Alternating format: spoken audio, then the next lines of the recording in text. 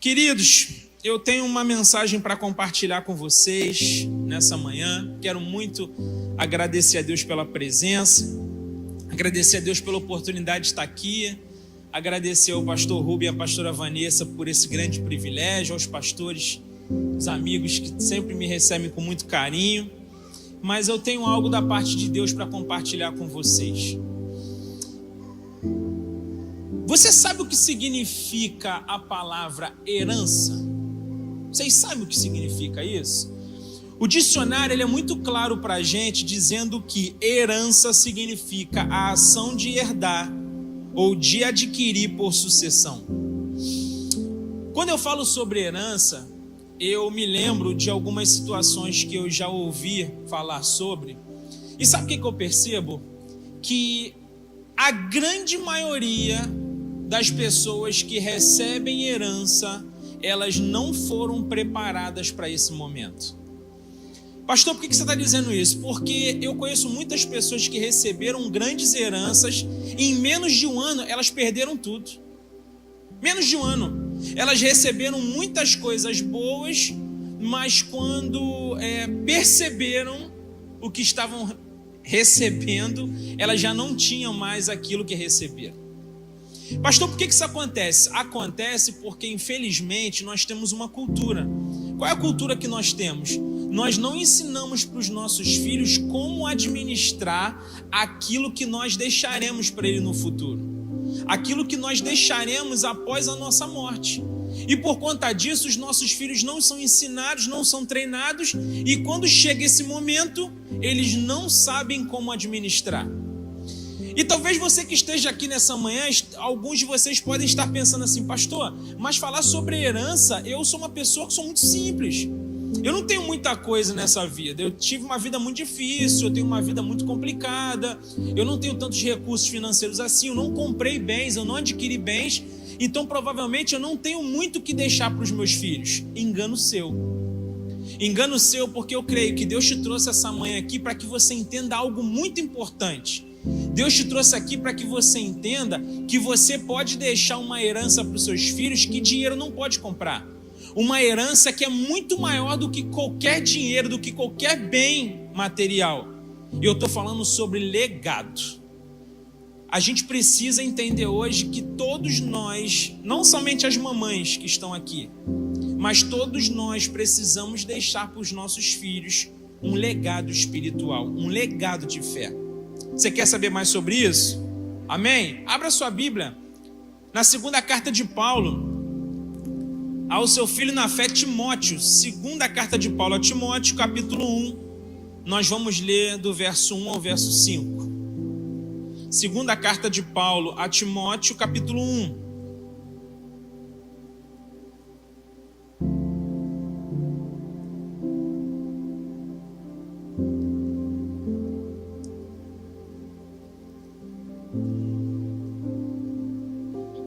Segunda carta de Paulo a Timóteo, capítulo 1.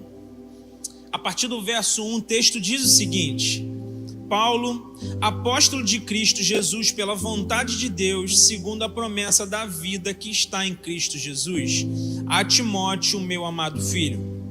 Graça e misericórdia e paz da parte de Deus, Pai, e de Jesus Cristo, nosso Senhor. Dou graças a Deus a quem sirvo com a consciência limpa, como o serviram os meus antepassados, ao lembrar-me constantemente de você, noite e dia, em minhas orações. Lembro-me das suas lágrimas e desejo muito vê-lo, para que a minha alegria seja completa. Recordo-me da sua fé não fingida, que primeiro habitou em sua avó Lóide e em sua mãe Eunice, e estou convencido de que também habita em você. Amém. Queridos, na primeira carta de Paulo ao seu filho amado Timóteo, nós conseguimos ver que o apóstolo Paulo trata de diversos assuntos importantes a Timóteo. Primeiramente, o apóstolo Paulo adverte Timóteo contra os falsos ensinos que estavam acontecendo na igreja de Éfeso. Ele fala sobre as doutrinas vãs e aquelas regras que eram extremamente vazias de amor. E depois ele vai falando também sobre a graça de Deus. Por quê? O apóstolo Paulo relembra a Timóteo que ele era um perseguidor da igreja. ele era alguém que odiava os cristãos, mas depois que ele teve um encontro com Jesus, ele foi tomado pelo amor de Jesus e ele se tornou em alguém capaz de entregar a sua vida pelo evangelho de Cristo Jesus. E aí, meus queridos, o apóstolo Paulo continua tratando com Timóteo, ele fala sobre episcopado, ele dá orientações importantes como viver em santidade, o perigo do amor ao dinheiro. E depois nós chegamos na segunda carta de Paulo a Timóteo. E na segunda carta, o apóstolo Paulo, ele incentiva Timóteo à fidelidade. Mas no versículo 5, queridos, dessa segunda carta de Paulo a Timóteo, uma coisa chama a nossa atenção. O apóstolo Paulo, ele fala sobre a fé do Timóteo. Ele compartilha sobre a fé e ele destaca que a fé de Timóteo, ela é atribuída à sua avó e à sua mãe, a sua avó Lóide e a sua mãe Eunice. Por quê? O Timóteo, ele era um jovem pastor. E ali ele está sendo preparado pelo apóstolo Paulo, encorajado pelo apóstolo Paulo, para ele dar continuidade naquilo que o Paulo estava fazendo, que era pregar o evangelho de Cristo. E ele chama a atenção de Timóteo porque Timóteo, como um jovem pastor, ele precisava ter uma caminhada de fé, ele precisava ser alguém que realmente amasse Jesus. Por quê? Porque Paulo chama ele, inclusive, para participar dos sofrimentos dele. Por que é importante falarmos sobre isso? Porque se você não tem sua fé e a sua espiritualidade enraizada em Jesus, quando chegam as perseguições, quando chegam as tribulações, certamente você abandona a fé. É o que está acontecendo hoje. Uma grande apostasia nós estamos vivendo porque pessoas, infelizmente, estão buscando um evangelho que não é o evangelho de Cristo, um evangelho das facilidades, um evangelho da prosperidade. E a gente sabe que por conta dessa falta de alicerce de verdade, as pessoas estão abandonando a fé quando chega a adversidade. Mas o apóstolo Paulo fala: Timóteo, eu quero te encontrar novamente, para ter a minha alegria restaurada, porque você tem uma espiritualidade diferenciada, e essa espiritualidade eu atribuo à sua mãe e à sua avó. E a gente percebe muito claramente que essas duas mulheres fizeram a diferença na vida de Timóteo. Essas duas mulheres talvez não deixaram grandes bens materiais para Timóteo, mas elas deixaram para ele algo muito mais poderoso, que foi um legado de fé e de espiritualidade. E por conta disso, o jovem Timóteo, esse jovem pastor agora, está sendo preparado para viver coisas ainda maiores com Cristo Jesus. Eu não sei você, mas o meu grande sonho para as minhas filhas é deixar um legado de fé e espiritualidade para elas. Porque bens materiais elas podem conseguir no futuro, elas podem buscar. Se elas estiverem alicerçadas em Cristo, eu sei que grandes coisas elas viverão nas suas vidas, amém? Então Deus nos chama aqui hoje para poder nos ensinar sobre isso, sobre o legado. E o tema de hoje é deixando um legado. Quem aqui tem o desejo de deixar um grande legado de fé e espiritualidade para os seus filhos? Pastor, como é que eu faço então para deixar um legado de fé para os meus filhos? Primeiro, não viva uma fé fingida. A primeira lição, o primeiro ponto que eu quero tratar com vocês é que se a gente quer de fato deixar um grande legado de fé e de espiritualidade para os nossos filhos, nós não podemos viver uma fé fingida. Porque o texto é muito claro para a gente. No verso 5 o texto diz: recordo-me da sua fé não fingida, que primeiro habitou em sua avó Lóide e em sua mãe Eunice, e estou convencido de que também habita em você. Olha o que o apóstolo Paulo está falando na carta a Timóteo. Ele está destacando aqui que o Timóteo, a fé dele não era uma fé fingida. Por quê? Porque ele diz que ele certamente aprendeu isso com a sua avó e com a sua mãe. Queridos, o apóstolo Paulo está aqui falando de um assunto que é muito importante e parece que é muito atual também. Uma fé fingida. Por que o apóstolo Paulo está tratando isso? Porque o apóstolo Paulo estava combatendo aquelas pessoas que viviam uma coisa dentro da igreja, mas fora da igreja eram outras pessoas. E aqui ele está falando de uma fé genuína. Ele está falando: eu glorifico a Deus porque você tem uma fé genuína, você é de verdade. E isso você certamente aprendeu com a sua avó e com a sua mãe. Olha que legado importante que a avó e a mãe de Timóteo deixaram para ele. Uma fé genuína, uma fé não fingida. Queridos, sabe por que é isso importante? Sabe por que é importante trabalharmos sobre isso? Porque hoje é uma grande verdade que os nossos filhos estão de olho nos nossos movimentos. Os nossos filhos estão o tempo todo observando aquilo que a gente fala e aquilo que a gente faz. E se a gente tem uma fé fingida, posso te dizer uma coisa? Eles sabem direitinho. Eles sabem quem tem fé de verdade, eles sabem quem é somente discursos bonitos. E uma vez, isso é muito importante a gente falar, porque nós somos os espelhos dos nossos filhos. Os nossos filhos estão olhando e aprendendo com a gente o tempo todo. E um belo dia eu vi uma pesquisa que mexeu muito comigo.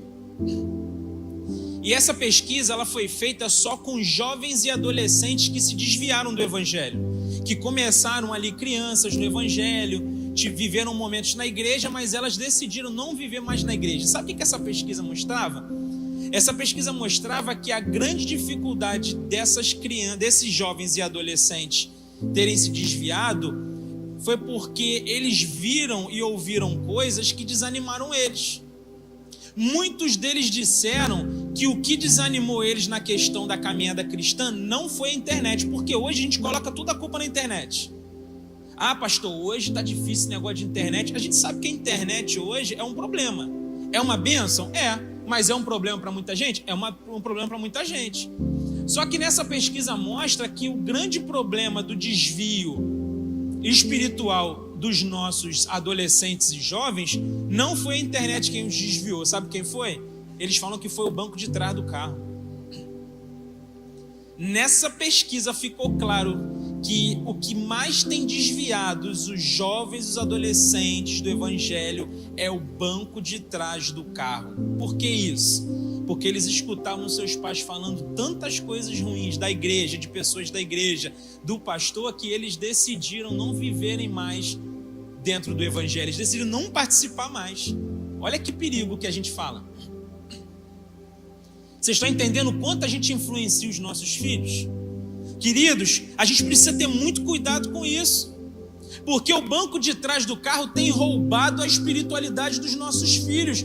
Mas Deus te trouxe aqui hoje para que você entenda sobre isso e mude essa história, porque eu creio em nome de Jesus que os nossos filhos não serão roubados, os nossos filhos não deixarão a fé, a apostasia não é uma opção para eles. Não é uma opção. Mas a gente precisa tomar muito cuidado, porque 1 Timóteo 5, no verso 8, vai dizer: se alguém não tem cuidado com os seus, especialmente da sua própria casa, tem negado a fé e é pior do que um descrente. Que texto forte, queridos. A nossa espiritualidade pode levar os nossos filhos a viverem algo ainda maior com Deus. O maior legado que vocês, mamães, podem deixar para os filhos de vocês é um legado de fé e espiritualidade, um legado de amor a Jesus de verdade. Hoje nós vivemos num tempo em que é tudo muito superficial, inclusive o amor. Tem muita gente que diz que ama, mas não demonstra em ações esse amor. E eu lembro da minha mãe. A minha mãe, nós morávamos num bairro chamado Realengo. Quem aqui conhece? Realengo. E a nossa igreja era em Bento Ribeiro. E eu lembro que eu pequeno, né, meu pai nunca foi cristão. E a minha mãe, aquela mulher que amava Jesus, que se dedicava muito a Jesus, era uma mulher apaixonada pela oração, uma mulher santa, assim, gente, vivia uma espiritualidade de fato genuína. E eu lembro que a minha mãe chegava no domingo e falava assim: olha, chegou a hora de todo mundo entrar para tomar banho, porque a gente vivia na rua. Antigamente era aquilo de viver na rua, soltar pipa, aquela coisa toda. Minha mãe falava: ó, banho, porque a gente vai para a igreja. Detalhe, o culto começava às 7 da noite. Minha mãe chamava a gente para sair de casa às 3. Por quê? Porque tinha um miserável de um ônibus lá que ele passava de hora em hora. E aí esse ônibus, às vezes a gente estava chegando no ponto, ele passava. E pensa no inferno, já sabia que ia ficar 1 hora ali no ponto. Ou às vezes a gente tinha que pegar 3 para substituir aquele 1. Incrível isso, 3 ônibus para poder cultuar. E aí isso me chama a atenção porque muitos de nós hoje, nós temos muitas facilidades para vir para a igreja.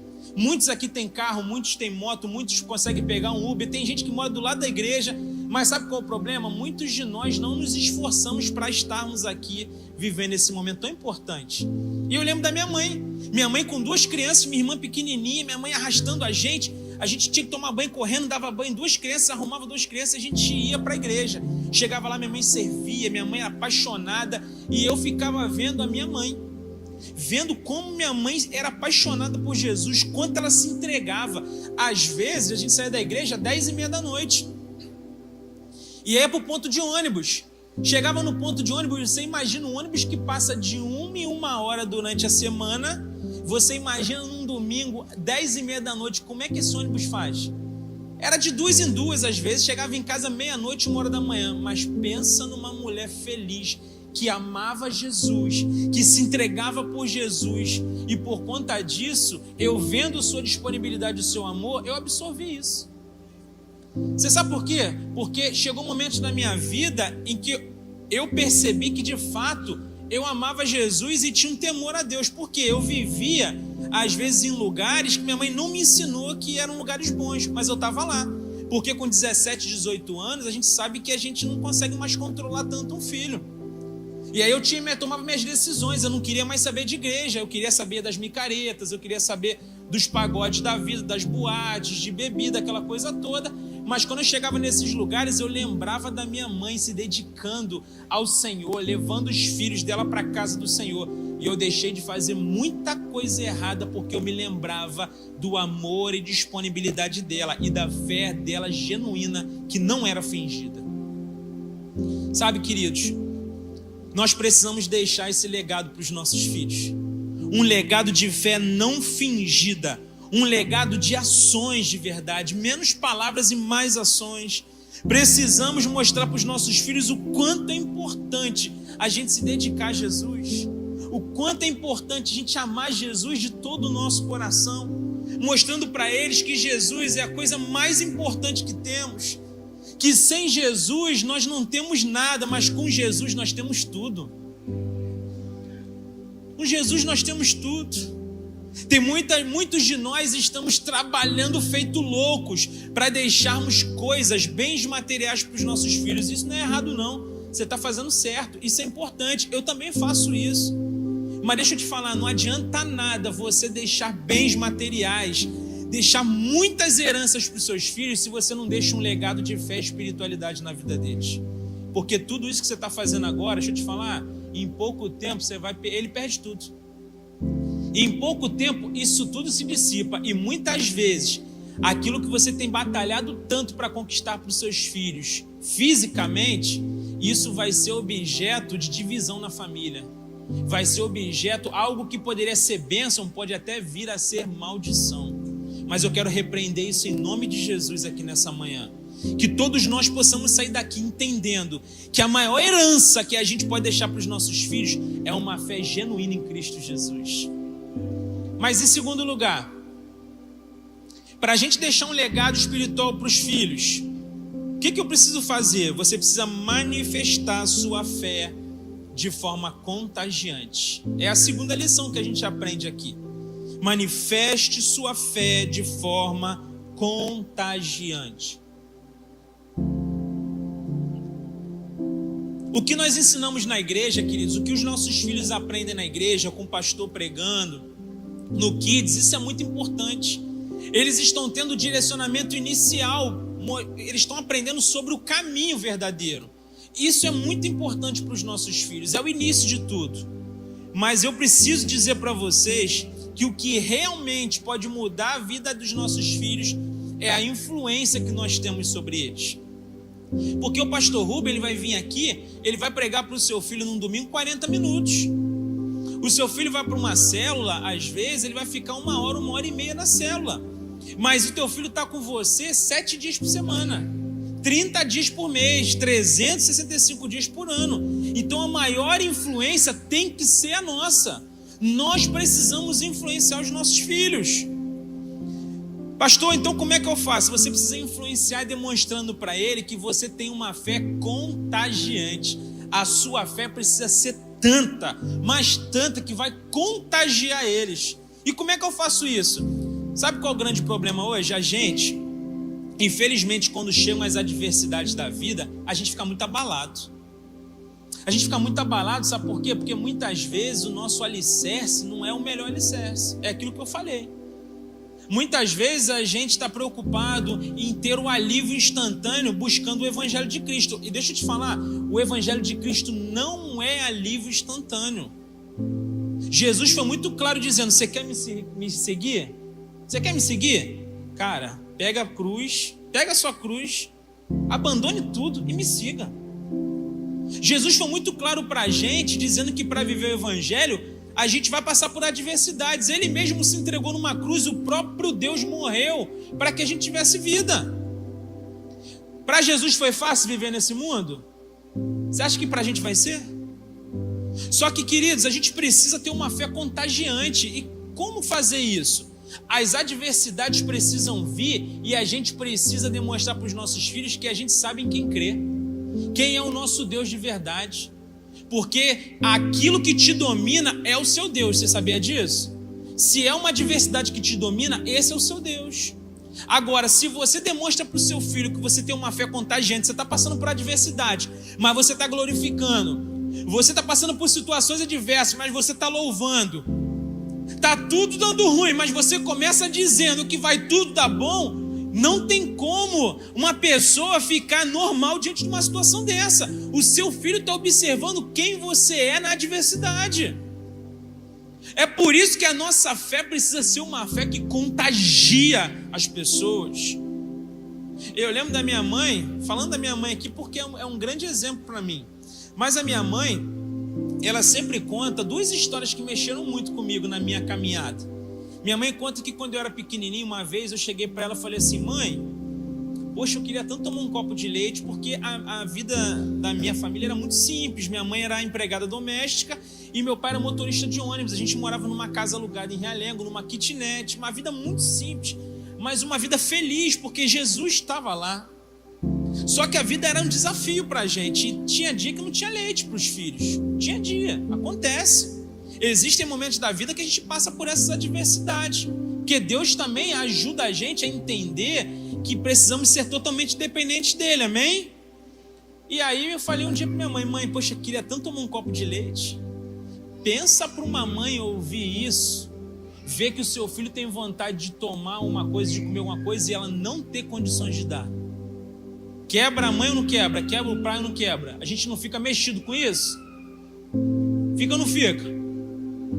Minha mãe poderia muito bem falar: poxa, Senhor, eu pego 3 ônibus para ir para Bento Ribeiro para cultuar o Senhor, eu entrego a minha vida toda para Ti, eu faço tudo pelo Senhor, eu prego o Evangelho, eu me dedico na igreja. Quer dizer que o meu filho agora está aqui com vontade de tomar um copo de leite e não tem leite? Minha mãe nunca murmurou, nunca ouvi minha mãe falando isso, nunca ouvi.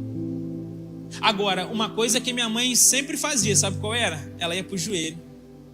Ela sempre falou, mesmo quando as coisas estavam totalmente diferentes, ela falava que iria acontecer e a gente via acontecer.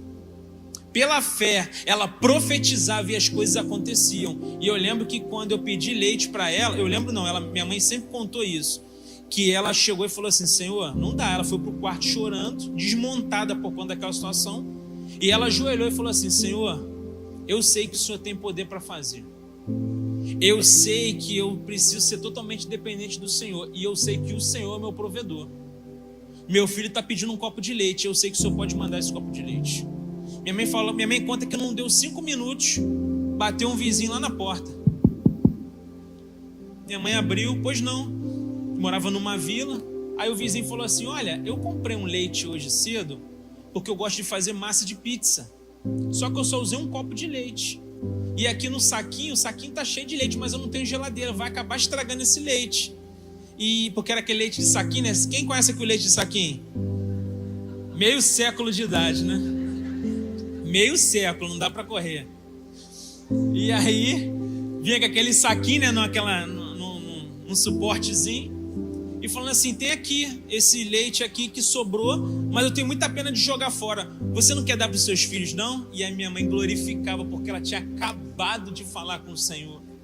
Ela tinha acabado de orar e Deus mandou aquilo que ela tinha pedido. Deixa eu falar uma coisa importante para vocês agora. Recebam essa palavra em nome de Jesus.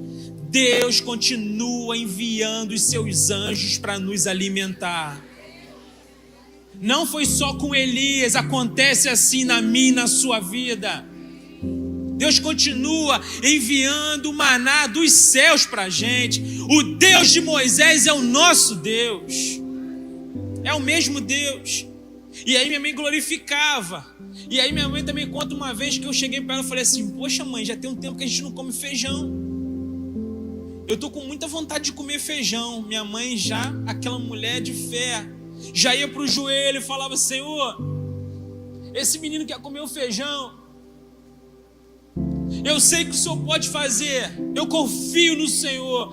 O Senhor é o meu provedor. E aí a vizinha bate na porta: olha, tem um feijão aqui que eu comprei, mas eu só cozinhei metade. Você quer essa outra metade para você cozinhar para os seus filhos? Que legado de fé que ela deixou para mim. Que legado de fé. Eu lembro quando eu assumi a igreja em Caxias, um desafio muito grande. Não tinha experiência, não tinha tanto, não sabia quase nada.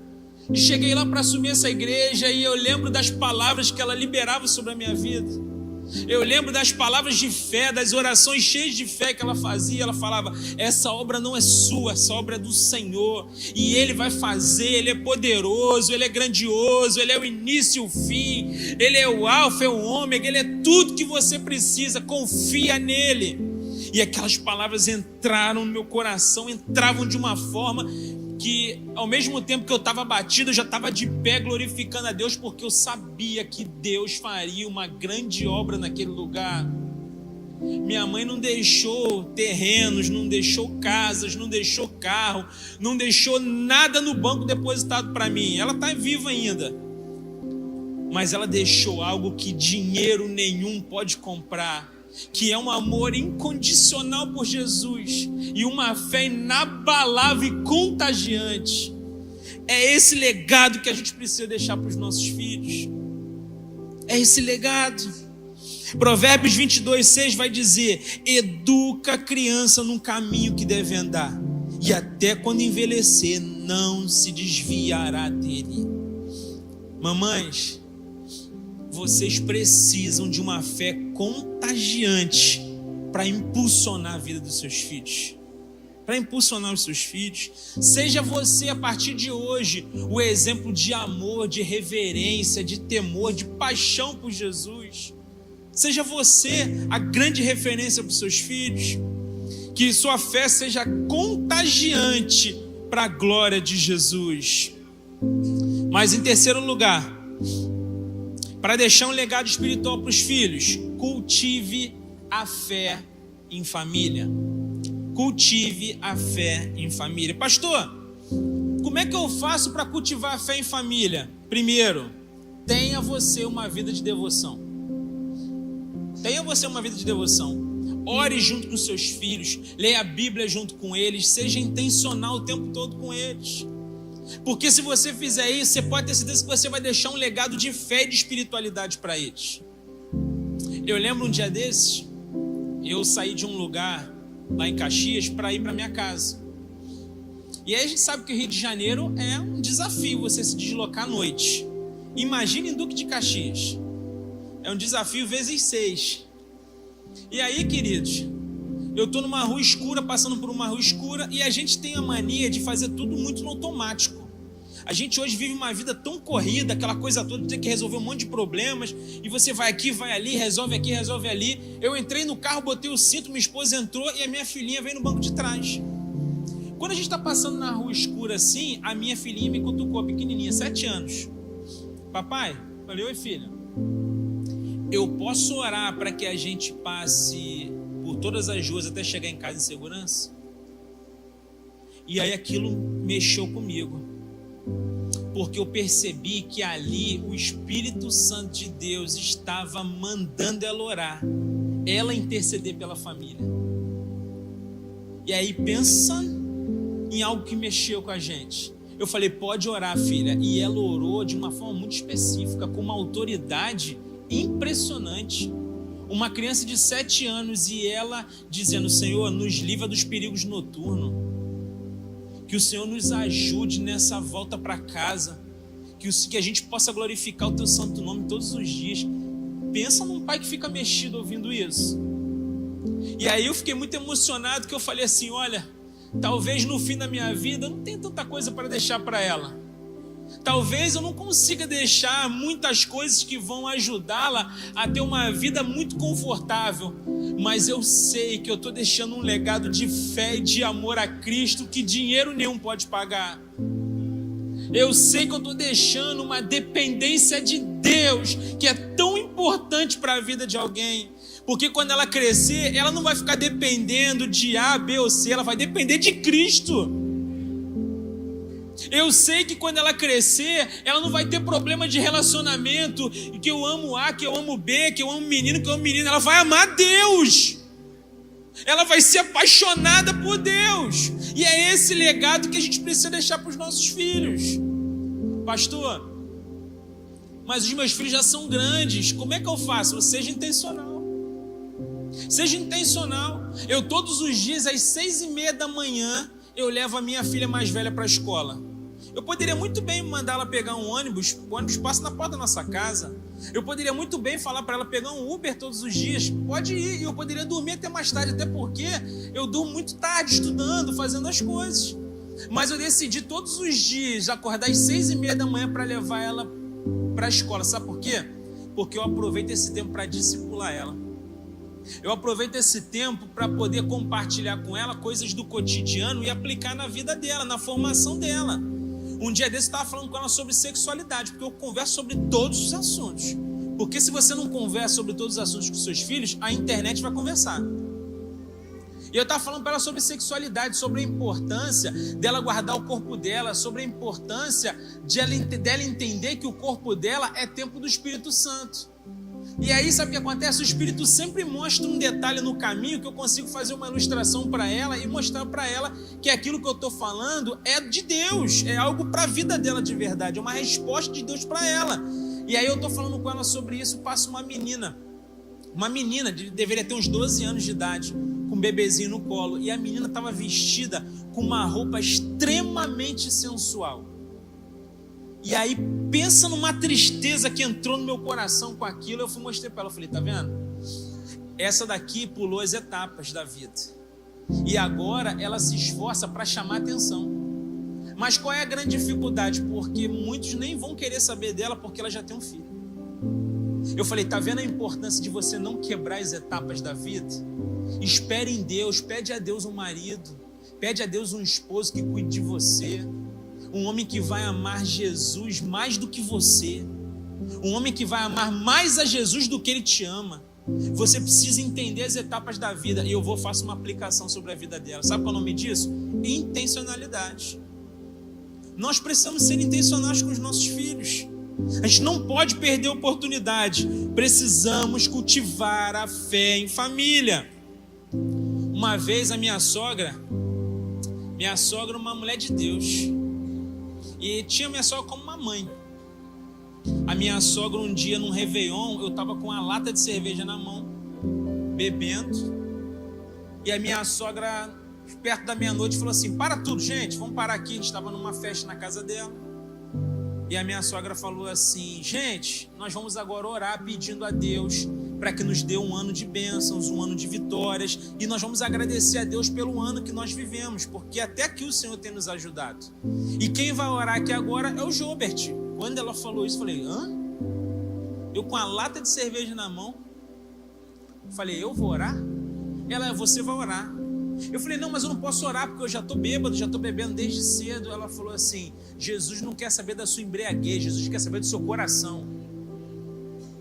Ela falou, bota essa lata ali e você vai orar. Eu lembro que foi a primeira vez que eu fiz uma oração na minha vida. Pensa como isso foi importante para mim. Porque depois daquilo eu fiquei pensando, eu falei, mesmo bêbado, mesmo pecando, mesmo sendo um miserável pecador, eu tenho oportunidade de poder falar com Deus. Eu tenho oportunidade de abrir a minha boca e me expressar falando com Deus, mesmo sendo tão pecador. Eu tenho livre acesso a alguém que é santo, que tem todo o poder, que tem toda a autoridade. Como que pode isso? E isso mexeu comigo. Me ajudou, inclusive, a eu tomar a decisão de me converter em Cristo Jesus. Precisamos ser intencionais. Intencionalidade é a palavra. Mas em segundo, para quem quer cultivar a fé, para finalizar, demonstre para os seus filhos que a igreja é um lugar de alegria. Tem muita gente que tem a igreja como um peso. Pô, chegou domingo, vamos embora, vamos para a igreja. Eu não queria ir hoje. Hoje tem jogo do Vasco. Meu Deus. Se você troca Jesus pelo Vasco, meu irmão,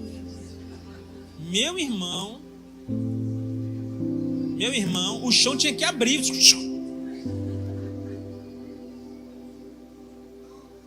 A gente precisa mostrar para os nossos filhos que a gente tem uma alegria enorme em estar na casa do Senhor, que para nós é um grande privilégio, que enquanto nós temos ar-condicionado, cadeira boa, coral do Kids, um som maravilhoso, tem gente perdendo a cabeça porque está compartilhando o Evangelho. E a gente precisa mostrar para os nossos filhos que é uma enorme alegria poder servir a Ele. Para concluir, eu quero contar uma história de uma mãe que decidiu deixar um legado para o seu filho. Um legado de fé e espiritualidade. Um dia, presta atenção nessa história aqui. Um dia, 4 grandes ministros estavam conversando e começaram então a falar sobre a versão da Bíblia que mais gostavam. Eu prefiro a versão King James das Escrituras, disse um, por seu uso eloquente da língua inglesa e precisão. O segundo ministro declarou que nenhuma Bíblia poderia ser igual a New American Standard, por sua fidelidade ao grego e ao hebraico. Pode ser, disse o terceiro, mas eu prefiro a NVI, por sua linguagem contemporânea e fácil leitura. E esses 4 ministros agora ficam num período de silêncio.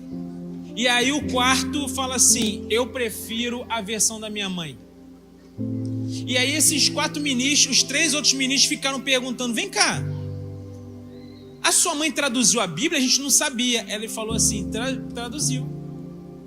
Ela traduziu porque todas as vezes ela pegava, todos os dias ela pegava a Bíblia, lia a Bíblia e ela compartilhava comigo exatamente aquilo que o texto estava dizendo. Sabe quem falou isso? Sabe quem contou essa história?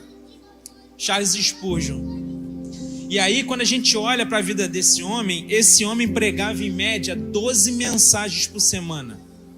Ele publicou 3.561 sermões ao longo de 40 anos de ministério.